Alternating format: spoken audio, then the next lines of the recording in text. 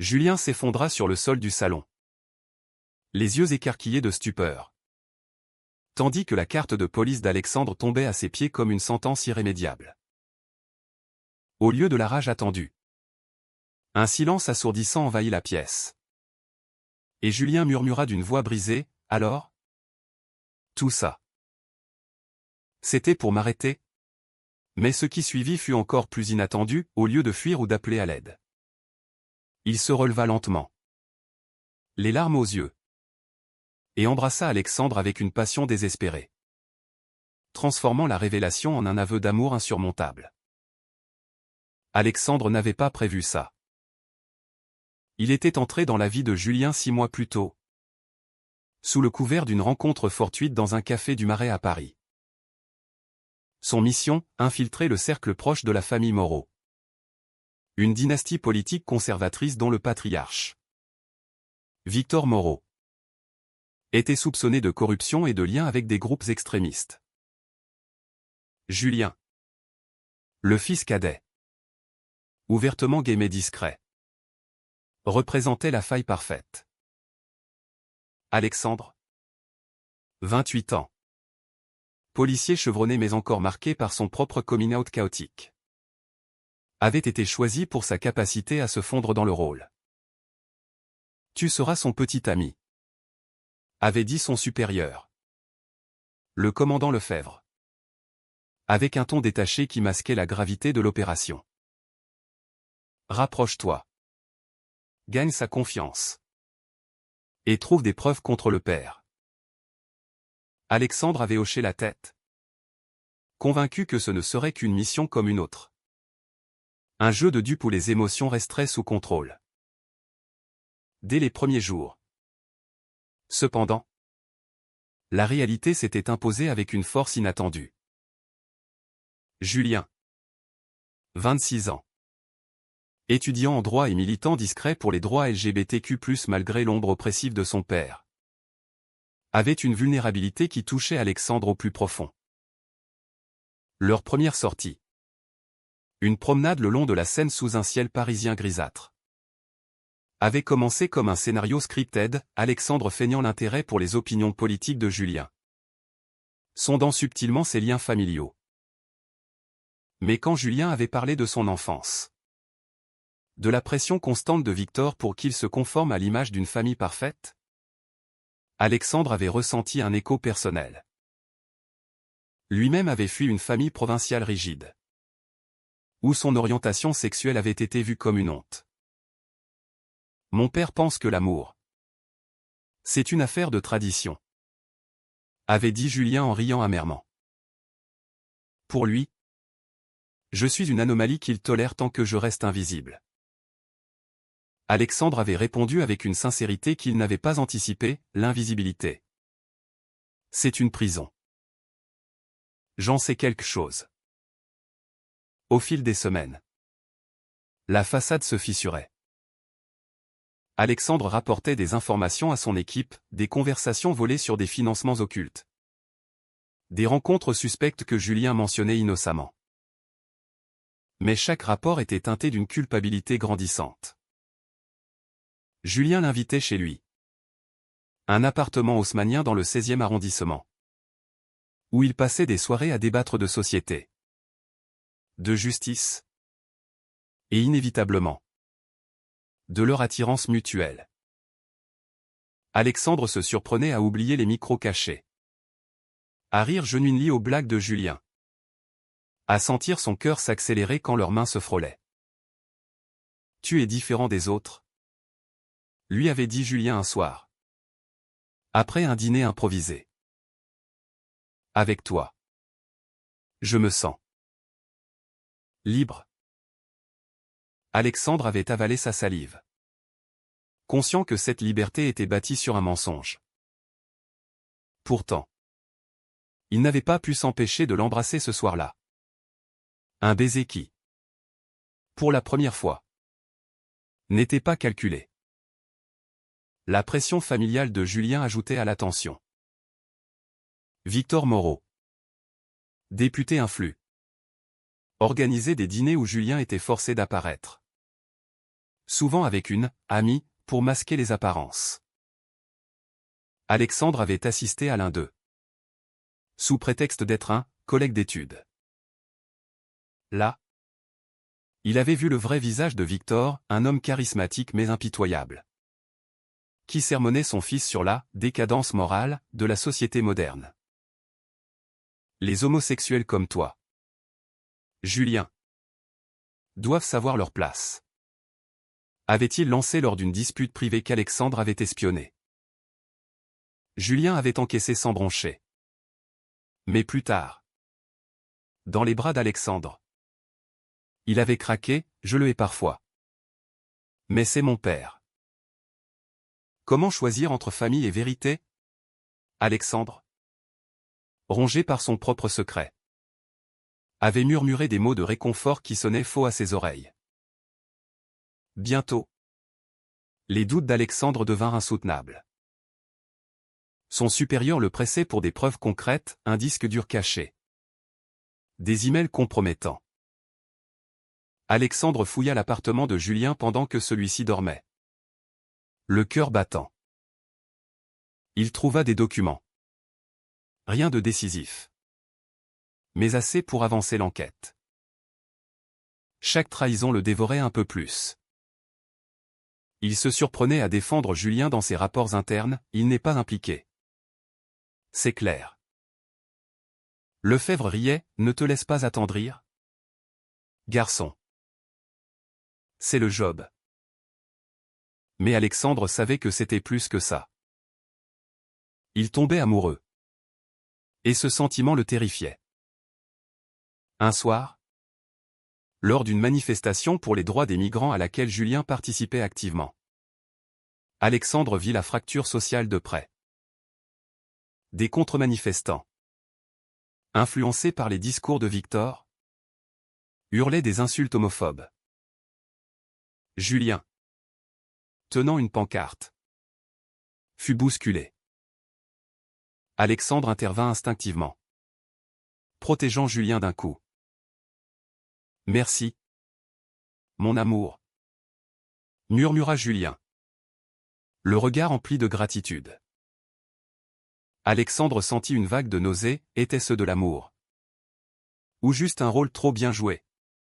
La tension culmina quand Alexandre reçut l'ordre d'accélérer. On a une piste, Julien pourrait savoir pour les pots de vin. Presse-le. Alexandre organisa un week-end à Deauville, prétextant une escapade romantique.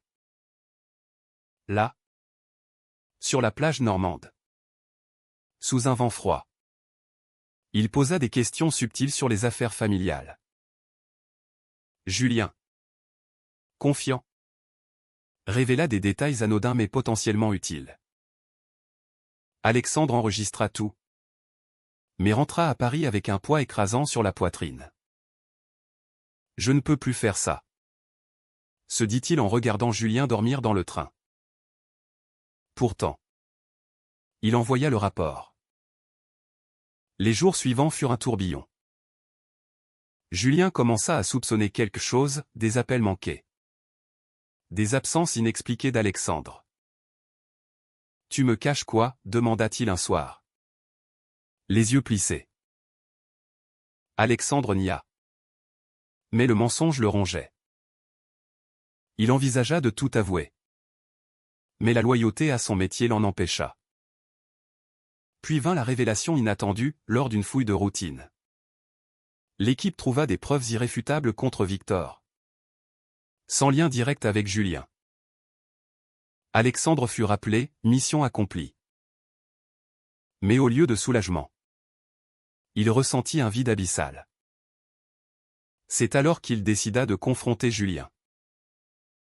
Dans le salon, carte de police à la main, il lâcha tout.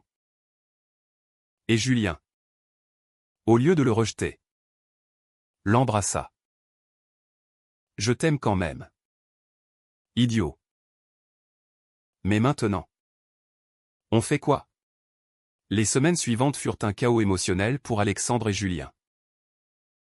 La révélation avait ouvert une brèche. Mais au lieu de la combler, Elle l'élargissait chaque jour.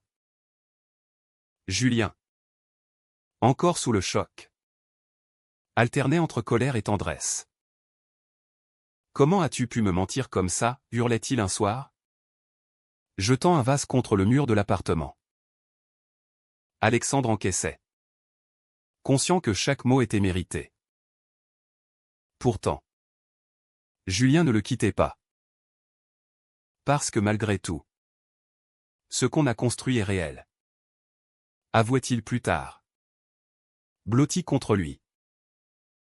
Alexandre, déchiré, se demandait si cet amour naissant pouvait survivre à ses fondations pourries. L'arrestation de Victor Moreau fit les gros titres. Scandale au cœur de la droite conservatrice, corruption et extrémisme. Clamait Le Monde. Julien fut submergé par les médias. Les appels de la famille. Sa mère, Élise, une femme effacée mais loyale, le supplia de se distancier. « Ton père a fait des erreurs. Mais la famille passe avant tout. » Julien refusa. Choqué par les preuves, des financements à des groupes anti-LGBTQ+. Des pots de vin pour bloquer des lois progressistes. Il a passé sa vie à meunier. Et maintenant ça ? Confia-t-il à Alexandre. Ce dernier, rongé par la culpabilité d'avoir contribué à cette chute, offrit son soutien. Mais intérieurement, il luttait. Avait-il détruit une famille pour la justice? Ou pour son ego? La société parisienne, avec ses cercles élitistes, amplifia les tensions. Julien, autrefois discret sur son orientation, se retrouva exposé. Des amis conservateurs le lâchèrent, murmurant des rumeurs sur son amant policier. Alexandre, de son côté, affrontait le backlash au travail. Lefebvre le félicita publiquement. Mais en privé, tu t'es trop impliqué. Ça pourrait te coûter ta carrière. Des collègues le regardaient de travers, suspectant un conflit d'intérêts. Un flic gay qui tombe amoureux de sa cible? C'est du roman. Pas du boulot. Ricana l'un d'eux. Alexandre serra les dents. Mais les doutes l'assaillaient. Avait-il trahi son serment pour un sentiment fugace? Malgré tout, leur relation s'approfondit dans l'adversité. Ils passèrent des nuits à parler, à disséquer les mensonges et les vérités. Julien avoua ses peurs. J'ai toujours vécu dans l'ombre de mon père. Avec toi, j'ai cru trouver la lumière. Alexandre, pour la première fois, partagea son passé, un coming out rejeté par ses parents. Une adolescence solitaire en banlieue lyonnaise. J'ai rejoint la police pour prouver que j'étais normal. Admit-il. Julien l'écouta. Et dans ces moments, leur connexion semblait invincible. Ils firent face ensemble à une audience judiciaire où Julien témoigna contre son père. Un choix déchirant. Je le fais pour moi. Pour nous, dit-il à Alexandre avant d'entrer au tribunal. Mais les conflits internes persistaient. Alexandre reçut une promotion. Mais avec une condition, rompre avec Julien pour éviter les scandales. C'est ta carrière ou lui, trancha Lefebvre. Alexandre refusa. Mais le doute s'insinua. Julien, de son côté, affronta sa mère lors d'un déjeuner tendu au Ritz. Élise pleura, ton père est brisé. Et toi? Tu vis avec l'homme qui l'a détruit? C'est une trahison. Julien défendit Alexandre, c'est l'amour. Maman. Pas une vengeance. Pourtant, rentré chez lui, il questionna, et si elle avait raison? Si notre histoire est empoisonnée dès le départ? La pression sociale culmina lors d'une soirée caritative LGBTQ+ à l'hôtel de ville. Julien y fut invité comme militant. Alexandre l'accompagna. Là, des activistes les acclamèrent. Mais d'autres murmuraient, un couple né d'une infiltration? C'est romantique ou manipulateur? Alexandre sentit le poids des regards. Et pour la première fois, il envisagea de partir. Peut-être que je te fais plus de mal que de bien, confia-t-il à Julien ce soir-là, sur le balcon surplombant la scène illuminée. Julien secoua la tête, non. On choisit de lutter. Pourtant, une trahison inattendue surgit. Un ancien collègue d'Alexandre, jaloux de sa promotion, divulgua des détails de la mission à la presse. Un article explosif parut, l'amour fin qui a fait tomber un empire, le policier et l'héritier. Julien lut ça le matin. Blême. Tu as parlé de nos intimités dans tes rapports, accusa-t-il. Alexandre nia. Mais l'article citait des extraits anonymisés. La confiance vacilla. Julien partit chez sa mère, laissant Alexandre seul avec ses remords. Des jours de silence suivirent. Alexandre erra dans Paris, revisitant les lieux de leurs souvenirs, le café du Marais, la Seine. Il appela Julien, suppliant, laisse-moi expliquer. Finalement, ils se retrouvèrent au jardin des Tuileries. Julien, les yeux rougis. Avoua, j'ai peur que tout soit faux. Alexandre, larmes aux yeux, répondit, au début. Oui. Mais maintenant, c'est la chose la plus réelle de ma vie. Ils s'embrassèrent, mais la fracture était là. La réconciliation fut fragile. Ils décidèrent de déménager dans un quartier plus anonyme, le 11e arrondissement, pour recommencer. Julien quitta ses études en droit pour se consacrer au militantisme full-time. Alexandre, quant à lui, demanda une mutation dans une unité anti-discrimination, alignant sa carrière avec ses valeurs. Mais les ombres persistaient, des appels anonymes, des menaces de partisans de Victor. Un soir, lors d'un dîner avec des amis LGBTQ+, la discussion vira sur les choix moraux. Peut-on pardonner une trahison pour l'amour, demanda l'un d'eux. Julien et Alexandre échangèrent un regard chargé. Plus tard, seul, Julien posa la question fatidique, si c'était à refaire. Tu le referais? Alexandre hésita, pour la justice. Oui. Mais pas pour te blesser. La tension montait, préparant un climax inévitable. Victor, depuis sa prison, envoya une lettre à Julien, revient à la raison. Fils. Cet homme t'a manipulé. Julien la brûla. Mais les mots hantaient ses nuits. Les mois suivants testèrent les limites de leur résilience. Julien, plongé dans son militantisme, organisa une campagne contre l'homophobie institutionnelle, inspiré par le scandale de son père. Alexandre le soutenait, participant à des rallyes. Mais intérieurement, il luttait contre un sentiment de culpabilité persistante.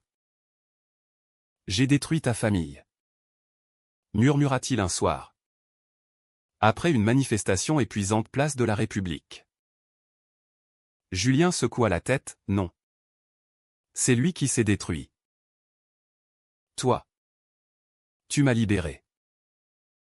Pourtant, Alexandre voyait les fissures, Julien sursautait aux appels inconnus. Éviter les sujets familiaux. La société française, en pleine effervescence politique avec des élections approchantes, amplifia leur lutte.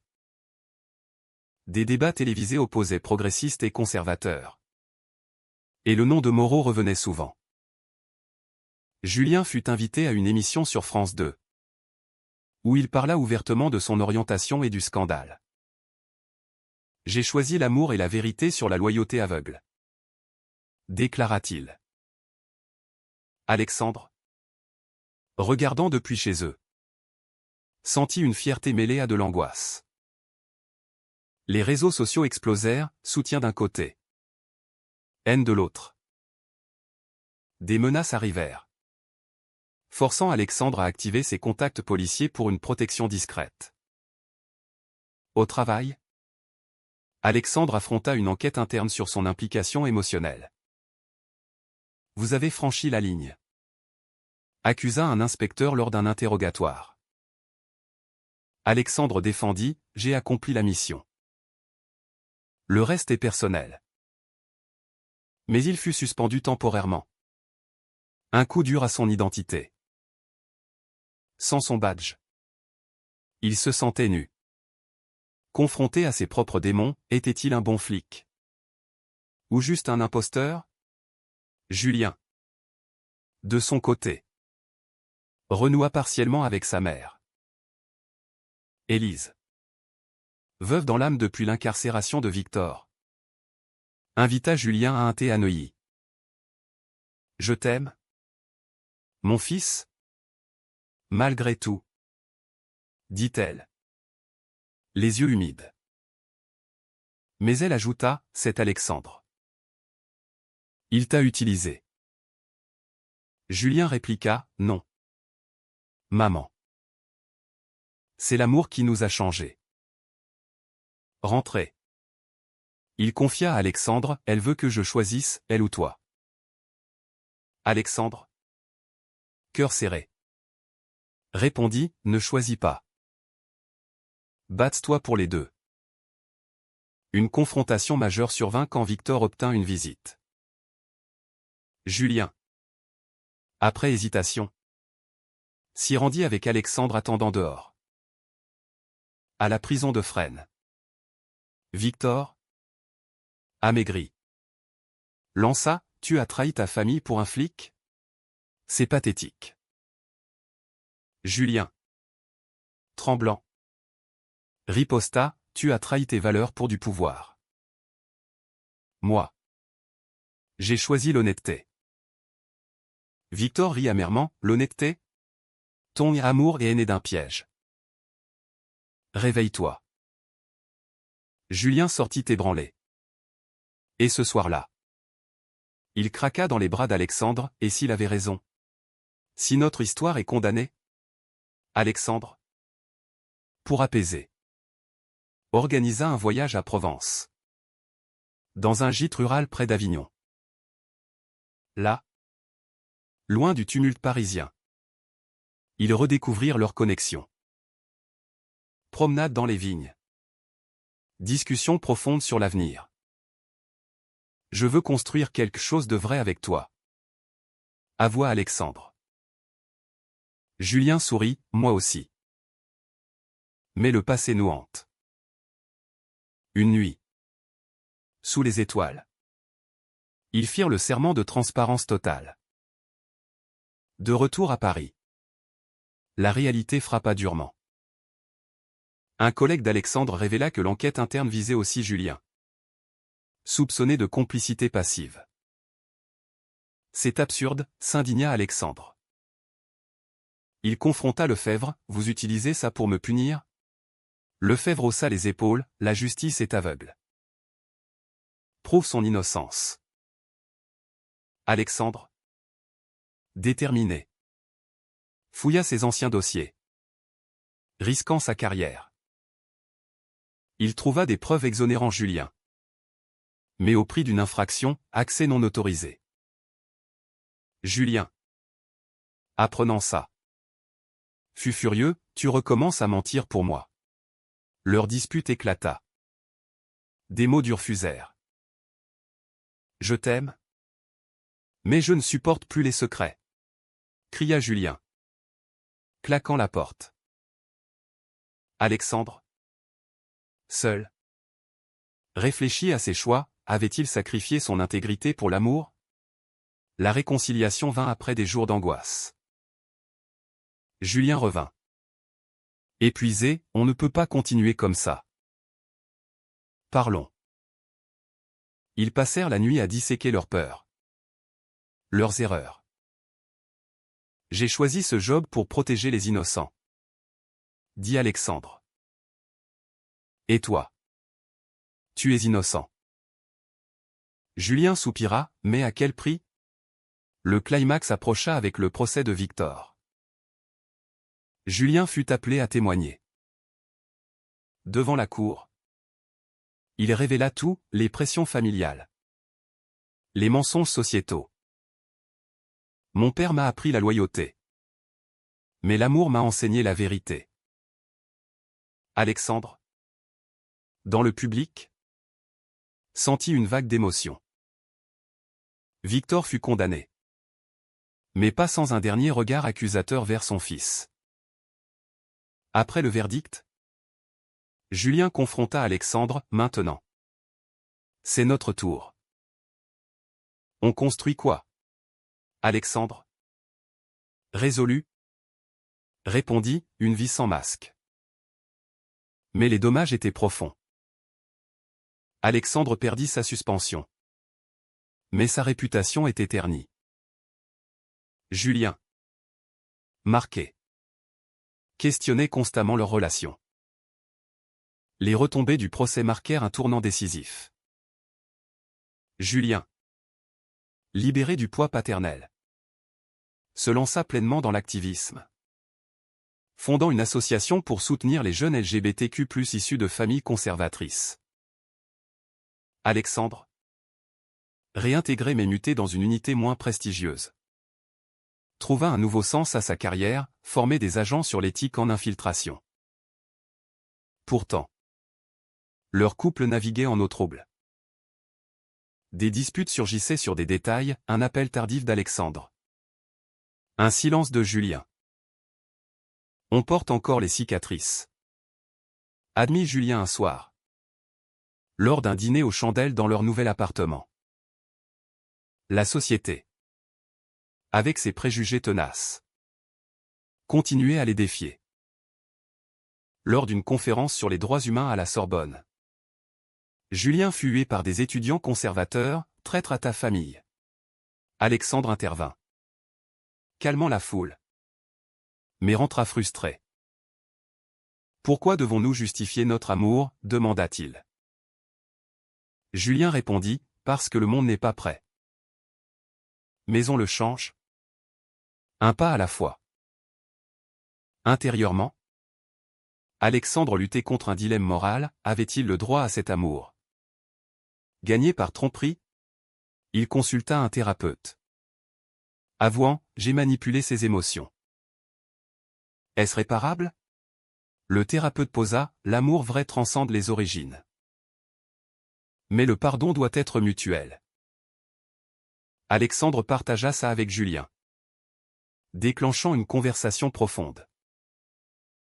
Je t'ai pardonné, dit Julien. Mais toi, te pardonnes-tu? Une trahison finale testa leur lien. Élise, influencée par des amis de Victor, intenta une action en justice pour manipulation émotionnelle contre Alexandre.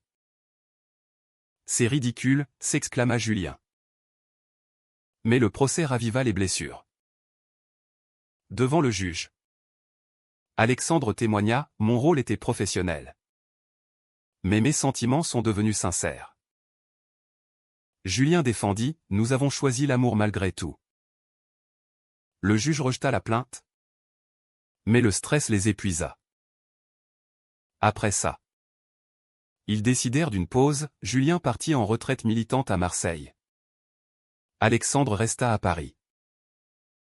Des lettres s'échangèrent, pleines de regrets et d'espoir. Sans toi, je me sens vide, écrivit Julien. Alexandre répondit, reviens. On répare. Leur réunion fut émouvante. À la gare de Lyon. Ils s'embrassèrent, promettant un nouveau départ. Ils adoptèrent un chien, symbole de stabilité, et planifièrent un voyage en Italie. Mais les doutes persistaient, Julien rêvait de cauchemars où Alexandre le trahissait encore, Alexandre se réveillait en sueur, hanté par ses mensonges. Un an après la révélation initiale, lors d'une soirée anniversaire, Julien posa un genou à terre, « Épouse-moi. Prouvons au monde que notre histoire est plus forte que ses origines. » Alexandre, ému, accepta. Leur mariage, discret à la mairie du 11e, fut un acte de défiance, amis, collègues. Même Élise y assista. Signe de réconciliation fragile. Pourtant, le bonheur était teinté d'ambivalence. Alexandre se surprenait à questionner, était-ce l'amour? Ou la culpabilité qui les unissait? Julien, de son côté, luttait contre la peur de l'abandon. Au fil du temps, ils trouvèrent un équilibre. Julien publia un livre sur son parcours. Amour infiltré, de la trahison à la vérité, qui devint un best-seller. Sparkant débat sur l'éthique amoureuse. Alexandre contribua anonymement, partageant ses leçons professionnelles. Mais la vie n'était pas un conte de fées. Des tensions ressurgissaient, un appel de Lefebvre offrant une mission à Alexandre, tentant son sens du devoir. Refuse, supplia Julien. Alexandre obéit, choisissant l'amour sur la carrière. Finalement, assis sur un banc au Luxembourg, ils réfléchirent à leur chemin. On a payé cher, dit Julien. Mais ça valait la peine. Alexandre hocha la tête. Mais une question le taraudait. Et vous? Pensez-vous qu'un amour né d'un mensonge peut-il être véritablement pur? Ou est-il condamné à porter éternellement le poids de ses origines?